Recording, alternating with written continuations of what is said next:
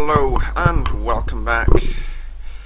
We've now burnt about 11 tons of fuel and we're approaching the Brecon VOR. That there is the Bristol Channel. That over my left shoulder is the Irish Sea. We've made it, folks. Everything still works, but we now have to start thinking about our descent into London Heathrow. So the arrival, let me quickly grab what the arrival actually is. It's a Bravo 1 Delta onto ILS 27 left, and it's the Bravo 1 Delta.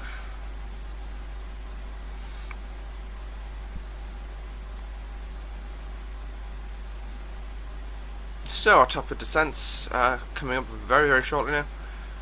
Just after Brecon, it's moved back significantly now. We also need to start looking at our approach speeds. So approach speeds. That's perfect, isn't it? Sorry, I've only just woken up to do this, so that's why I'm a bit sleepy beepy. I'm UK working hectopascals. So we're now just going to have a look at the weather in Heathrow right now and the charts.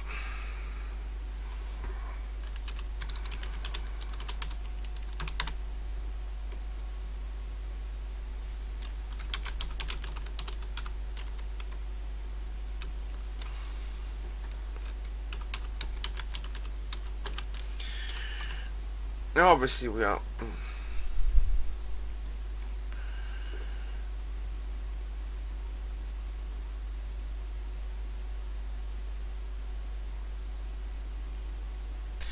so looking at the arrivals are, well, we're doing a star from the west, so it's above Bovingdon,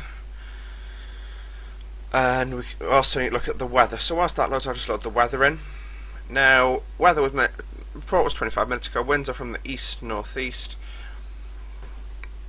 At 12, we've still been told to do the ILS 27 left. Temperature is 15 degrees, humidity 77. Pressure is 988 hectopascals. So we'll input all of that into the aircraft for its landing. Now the chart should be loading in any second now.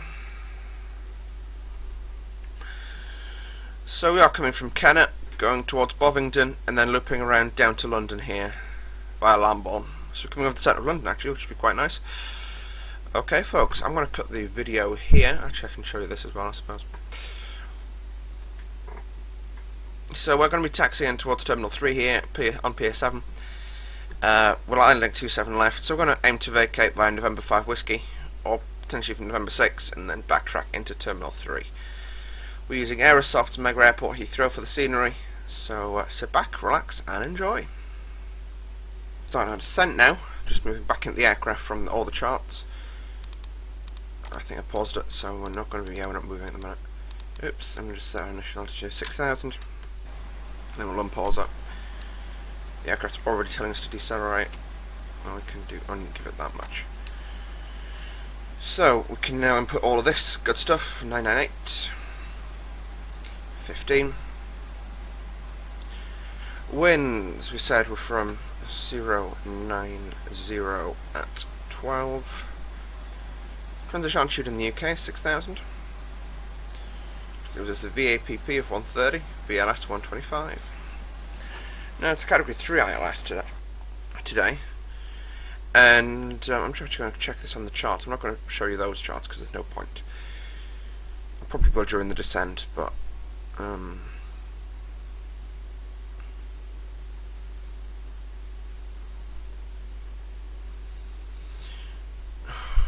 so many charts for Heathrow, none of them explaining what you want to see. ILS 27 left, there we go. So we're actually going to overfly the London heliport, our final approach point. Yeah, we are. Oh no, I'm going to Category 2 ILS at Heathrow as well. But our decision height is 95 feet, which is quite low.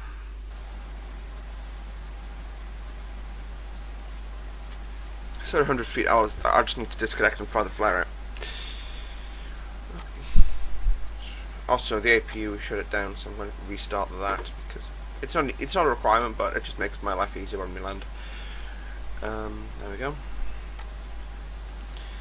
So as you can see, okay, how much? That's discontinuity there. We've just got a 60-mile range on. That's Bovingdon. That airport there is, sorry, that one there is Bournemouth, that one's Southampton, that's Gatwick, one of our alternates. Actually, no, it's not our alternate, Stansted, isn't it? There's discontinuity here somewhere, there it is. Clear that discontinuity and insert the light button. This is going to make us above a blur profile. That's not too bad. You would normally take radar vectoring for that sector of the approach, but obviously we're flying offline, so radar vectors aren't available. We could pretend to radar vector ourselves around with the heading select, but you know, there's no point.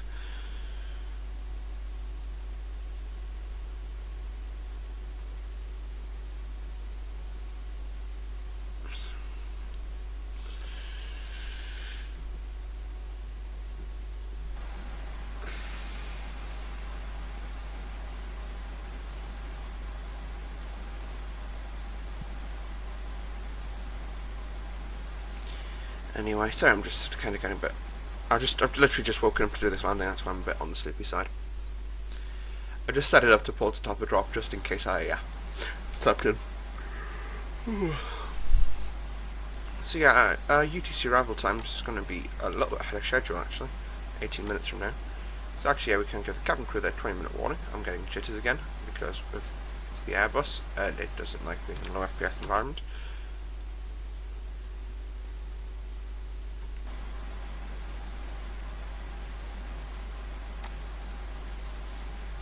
Anyway, so we're currently, but yeah, it was through the night flight. I did go to sleep for one second after it, I will admit, because I was tired. I'm just going to hand fly because of the what the aircraft's currently doing. I'll probably bring us in a little tighter than that. We'll wait for some of the FPS to restore themselves, and then we'll try again with the autopilot. EGV, and I think that's Bryce Norton. So that's no fast movers coming out of there, but lots of heavies. If I just put us in, no, it's not going to work.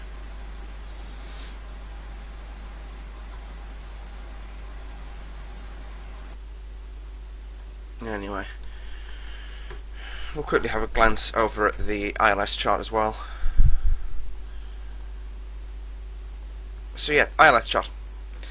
ILS 27 left, obviously so it's the left hand one. ILS frequency is 109.5 on a course of 271 degrees. It's for aircraft category A, B, C and D, this chart. It's not a category 3 ILS, it's only category 2 that we're using today. And so that gives us a decision height of 95 feet. Okay. It's a 3-degree glide path, pretty standardised. There's our approach speeds, well, descent rates, at certain approach speeds. That's Ascot race score, fun fact. Anyway, so it's 7.5 miles, so we're going to start our descent. We've got these to benchmark our descent by to check we haven't intercepted a parallel ILS or localizer. It does happen. Aerodrome elevation is 83 feet. Throttle elevation, nope, thrust. Try again. There. Threshold elevation. There we go. 77 feet. Sorry guys, I really am I'm so sleepy right now. That's Northolt again, that's a military base. Occasionally they base Typhoons there. For example, for the Olympic Games protection, so that could be a fast mover coming out of there, but they'll keep them clear of us. Okay folks, so we'll go back into the aircraft. Okay guys, so we are descending through 20,000 feet now. So that's our cue to put the seatbelt sign on. The reason I'm putting that on instead of automatic is just because most airlines now don't put the seatbelt sign on passing top of descent. They put it on a little bit later just to give the passengers the opportunity to move around the cabin, because there's no point having them in their seats so early on, because the only thing it does is helps the cabin crew a little bit, but not much. Well, I suppose having cabin crew was the excuse, but if it's clear weather, that you can leave them on to lower altitude, I mean, sorry. Yeah, my lips. My lips are... More drag is required, okay, spoilers out. Also take AP bleed on now. It's 15 degrees, so we don't need anti-ice. Airspeed's coming back very nicely now. Just levering the aircraft.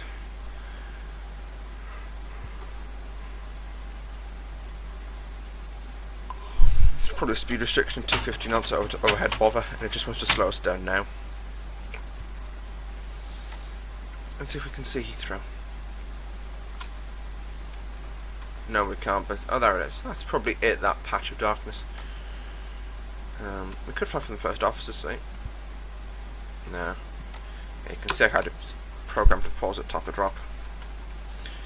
So, on this page, I'm going to initialize a few things.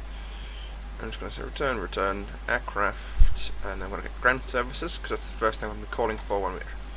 Actually, doors are going to be the first thing I'll be calling for on the ground. Just makes my life easier again. MPU started, just check again. Wheels, they all cool down nicely after being about 70 degrees shortly after takeoff. Flight controls, spoilers are up, check. We'll leave flight control page on, then go to doors when gears come down. Gears come down. Or the gear comes down, there we go. Actually just leave wheel on. No point leaving it in the other one. Next. Oh, it'll beep at me when it wants me to remove the spoilers from the equation. And leave approach reference on there. Okay, I'll also switch ILS on. 109.5 ILS plate on here, calls it 271. That's configured correctly. Now at Heathrow they do tend to give you shortcuts as well if there's not much traffic. So we'll take ourselves onto a tighter downwind leg and heading about 105 degrees.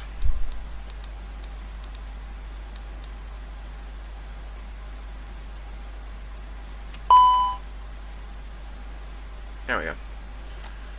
And we'll just stick a descent rate in of, well, 3,000 is not particularly manageable right here. Idle. Speed. Yeah, 250. Just bring the nose up to about 1,400 to get 250 knots there.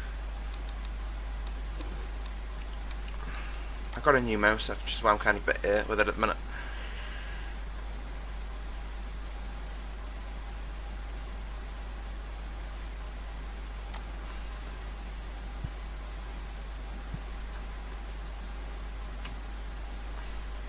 Well, that isn't really. There we go. It just puts into an off descent, which is probably the best one. So we are just going to fly a shortcut to bring us onto the 2-1 decel points. We'll just fly 110 now. Again, air traffic will give you this if they can, because there's no point in sending you to bother to then bring you back in. It just adds longer onto your flying time and longer onto their time.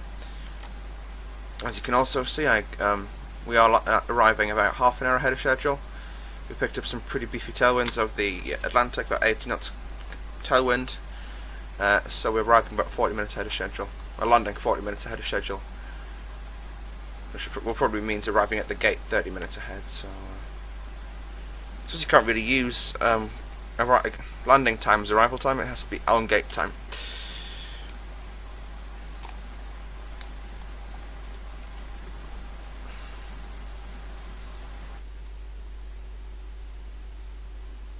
I'm just going to check on the OFP what the scheduled arrival time actually was.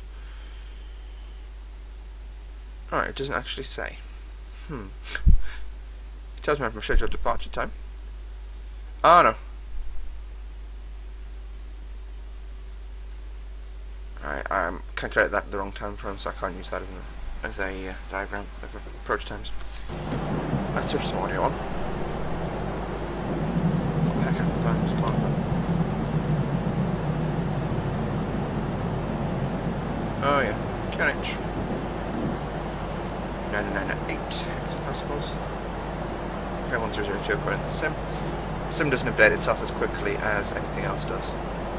Again, unfortunately we have to use the very basic scenery today. And this is because if I didn't use this scenery I'd probably OOM the sim, and I haven't got OBX FTX Global.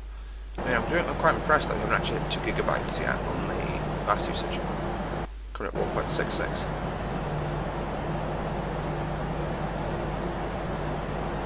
I actually got extra. So you can see this rethink data. That's the aerodrome. That's hopefully aerosol. Extended, evolution, whatever it's called. The latest Heathrow by aerosol, that's what it is. flying some definitely UK looking buildings. Okay, we're now down at 10,000, below 10,000 feet. So we can do a couple of things. Landing lights can come on.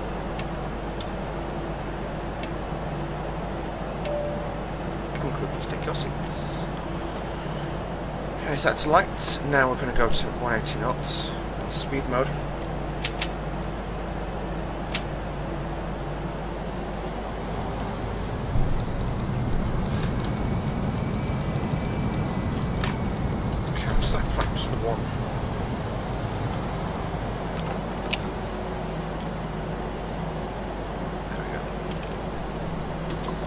And that's just to aid us in intercepting the ILS. Yeah, time probably getting the old movement nothing else. No, we're not. I was hoping we'd get some videoness back.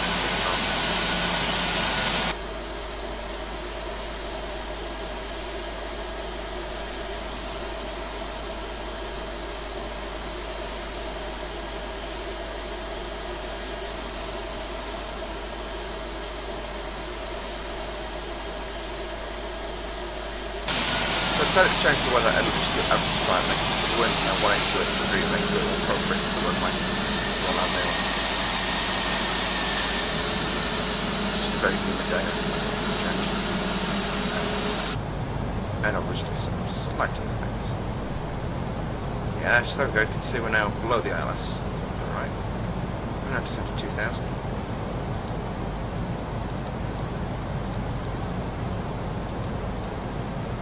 So we intercepted from below. And just bring ourselves on to turn right. We've got to turn right. Now, we can just hit that, we're back on the armor. And then it's just going to bring us on to the ILS. Okay, spotters camel. We're doing 180 knots purely on the grounds that I need to slow down a bit before we hit the ILS. 2,500. Yep, that's true. 2,500 feet above the ground level. Radar to live. You can also localise it, but I'll do that once we finish the turn. Latch out full approach mode. Again, I could do a category 3 because the same one realised. Auto brakes are put medium though. This is because at Heathrow, where they expect us to spend as little time as possible on the runway. So we set auto brakes medium and use full reverse and vacate as soon as possible.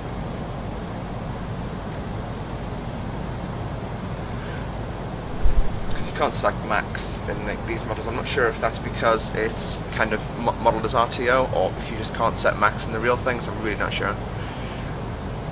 I've been told that it's because you can't set max in the real thing, but you know.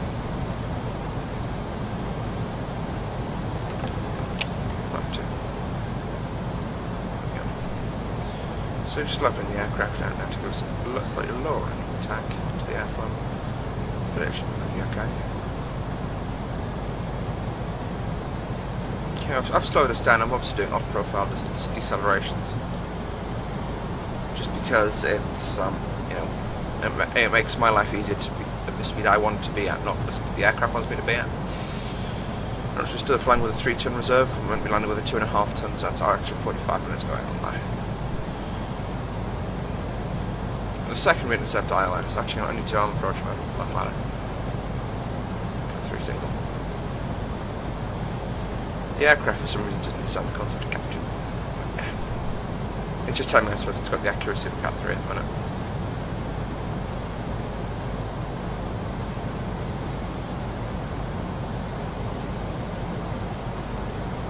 Ah, we'll just swing ourselves into ILS mode now.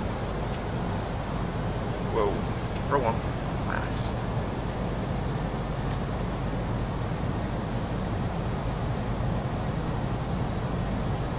Okay, so as I said, VLS, which got approach mode's on now. We'll approach at 130 knots, which means just lose 50 knots in the next miles. 8.2 miles.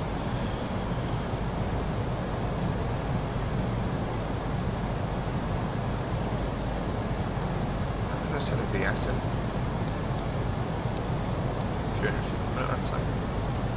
Oh no, no need. The reason I set that was just in case it didn't intercept the ILS in temperature. Okay, so that's ILS gear down. Speed 160 knots. And on 4 mile final we can accelerate to the roof. These are actually Heathrow approach rules. It's just to set again and give separation. I'm hoping this theory works. I haven't actually checked it recently. Looks like it might not be. And when you can deal with landing at a default scenery at Heathrow, it's not that bad, is it? Yeah, this is the default scenery. 2 seconds, folks. Right, guys, so sorry about that, we're back now. So, we've now actually got some scenery. I was wondering why we weren't getting any FPS drop. Anyway. Okay, that's 4 miles, 4.4 miles. So, we'll now take flaps full. And we'll slow the aircraft to 130 knots.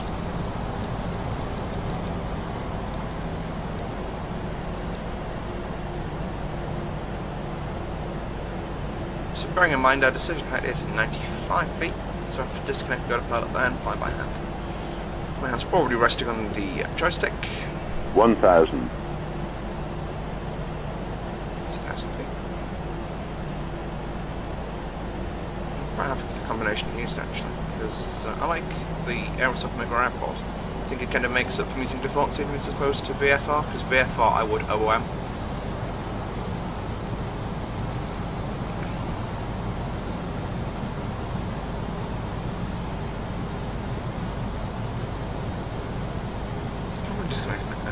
Once we start sending on ILS again. Winds are pretty much calm now. I'm just going to actually pause the sim, just so we can have a look at something, hopefully. Hopefully it's there. Is it? I think it disappears when you pause. Oh, that is a bit of contact.